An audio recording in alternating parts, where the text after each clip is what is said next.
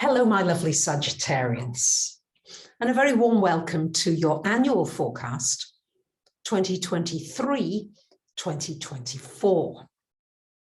Now, the year starts out with two of the personal planets retrograde, Mercury and Mars.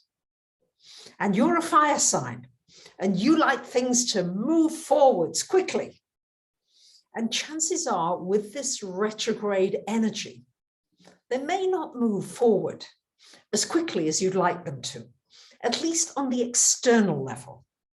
However, on the internal level, with these retrograde energies, you can make tremendous progress. Now, this Mercury is retrograde until January the 12th, resonating there with Pluto in your second house.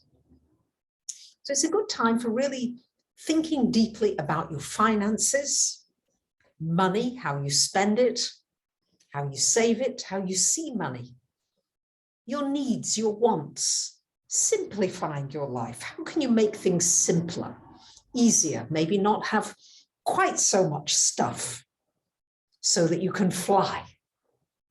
It's also a good time for thinking deeply about what are my gifts? What are my talents? What would I like to explore further in more depth, in more detail? Really think about that. And then when Mercury goes direct, then it will be a good time to move forward with some of those ideas that you had regarding your finances and regarding your talents and gifts, your creative gifts especially. Now, Mars is retrograde here in your seventh house. It will go direct on January the 18th. So do your best to be patient in your relationships. And most of all, to learn patience with yourself. To look at your life and see how far you've come. To look at how much you've progressed, rather than necessarily always looking at what you've yet to do and not yet accomplished. This is encouraging you once again to reflect upon yourself. What are your needs in a relationship? What are you looking for? Would you rather be alone? Would you rather have a long distance relationship? Do you want to be very, very close with somebody? What are you looking for? And during the retrograde period, really think about what motivates me in a relationship. Have I gotten into a relationship too quickly? Do I need to pace myself a little more? And then after the 18th, things can really move forward in a very positive direction with intimate relationships and any kind of business partnership or relationship. It's just going to be this balance between taking action and allowing the relationships in your life to just unfold and blossom, and giving them space. The next big event will be March the 8th, when Saturn will change sign. It's been almost 3 years in your third house now. It goes into your fourth house on March the 8th, where it will stay for about 3 years. Now, it's resonating here, and it's always significant when it changes sign, when it moves. That's when it has a big life effect.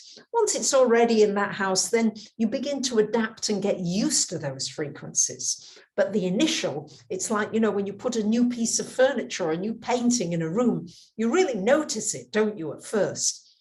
Then after a month or so, it's like you hardly notice it. That's what it's like when the planet changes sign. After 3 years of being somewhere, it's a new frequency.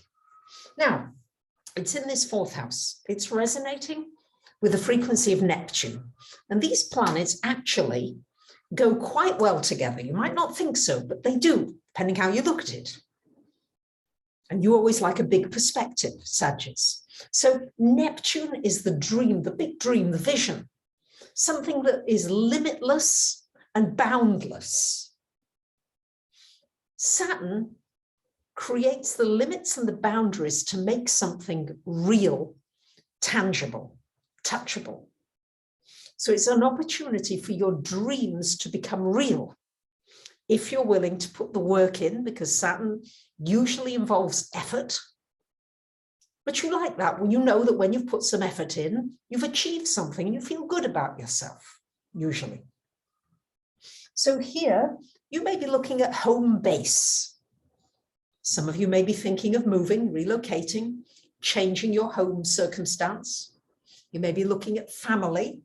There may be some different structuring to go on there. Maybe finding your soul family, your tribe.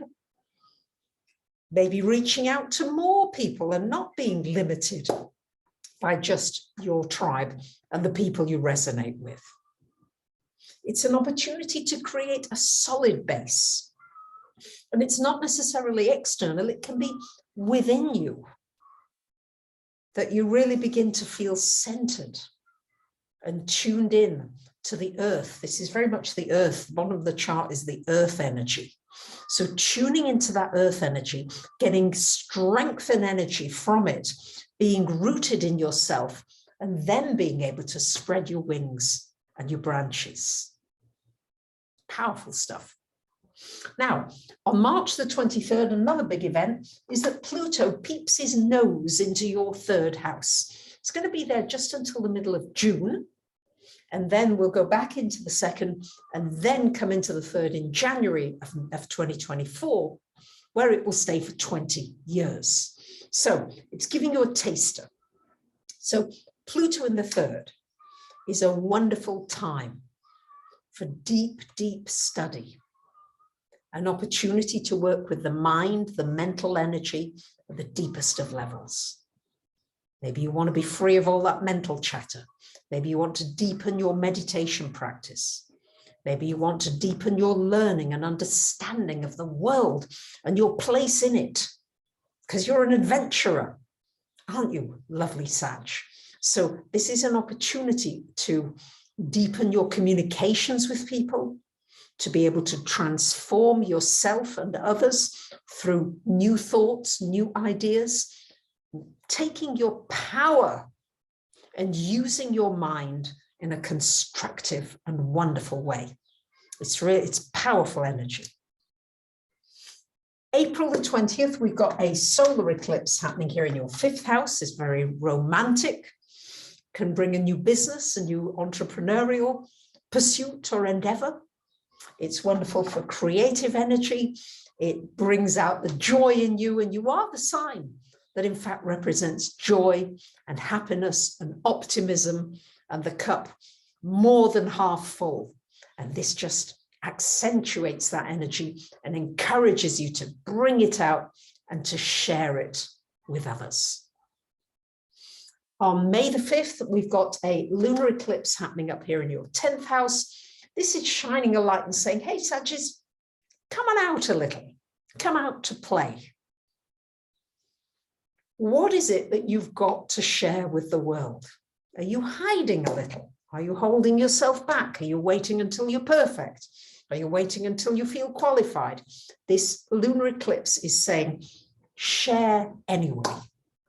It may just be a kind word, a kind thought, a kind deed. It doesn't have to be something, huge, but it's just showing you, encouraging you, coaxing you to come out and shine more of your light.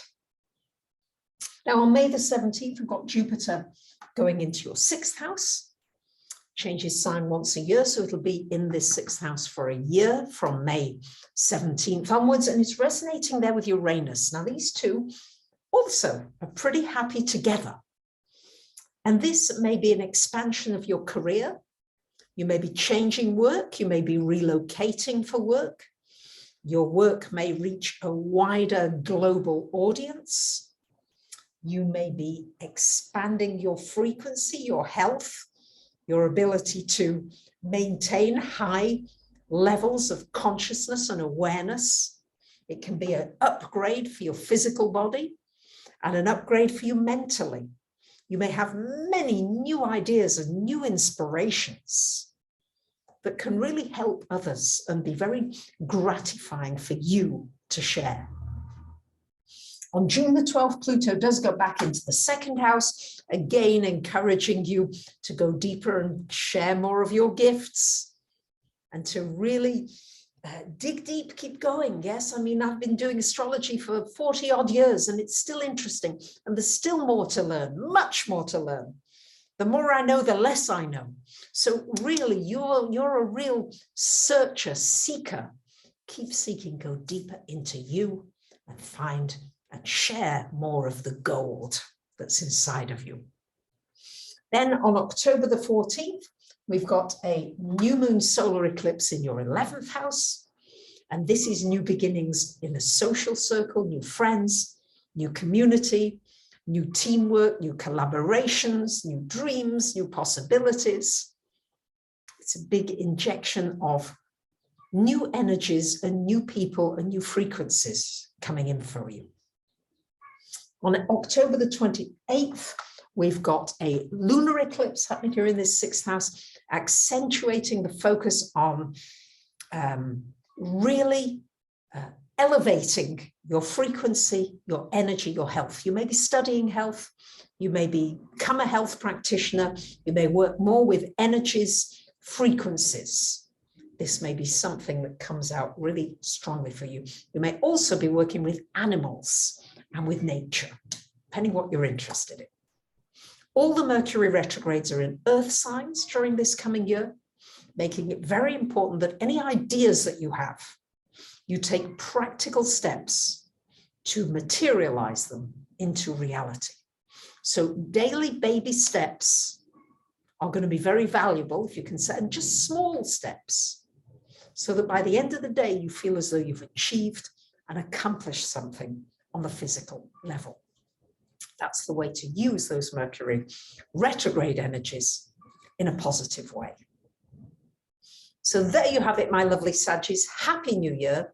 Thank you for subscribing if you haven't already, for liking, for sharing and commenting. I read them all. Much love. Bye for now.